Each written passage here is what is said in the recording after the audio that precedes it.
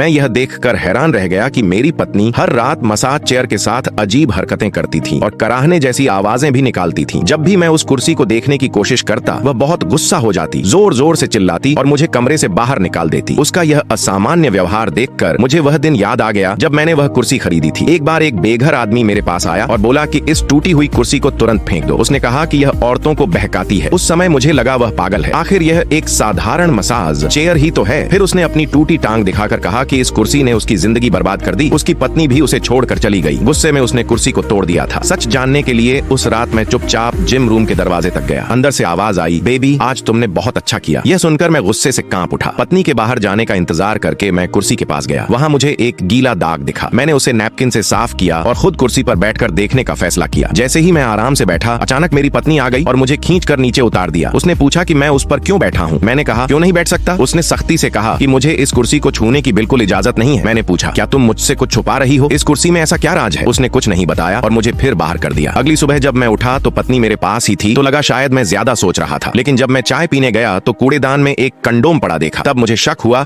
कि शायद उसने धोखा दिया है। तभी दरवाजा खुलने की आवाज आई। हमने कभी किसी बाहरी को दरवाजे का कोड नहीं बताया था, इसलिए मैं चाकू लेकर दौड़ा। सामने एक आदमी था। उसने कहा मैं मसाज चेयर ठीक करने आया हूँ, मुझे इस बारे में कुछ पता नहीं था। तभी मेरी पत्नी आई और बोली कि यह सिर्फ रिपेयर करने वाला सहायक है, ज्यादा मत सोचो। जब वह उसे कुर्सी ठीक कराने ले जा रही थी तो उसने पीछे मुड़कर मुझे ठंडी मुस्कान दी। मैं काम पर निकल गया, लेकिन पूरे दिन लगा जैसे कोई मुझे देख रहा हो। आसपास देखने पर कोई नहीं दिखा। मुझे यह पता नहीं था कि मेरे जाते ही वह मसाज चेयर ऊपर पर्दे के पीछे दिखाई दी। ऑफिस पहुंचकर जब मैंने कैमरे की फुटेज देखी तो अजीब आवाज सुनाई दी। मैं तुरंत घर लौट आया और जो दृश्य मैंने देखा उसने मुझे गुस्से से भर दिया।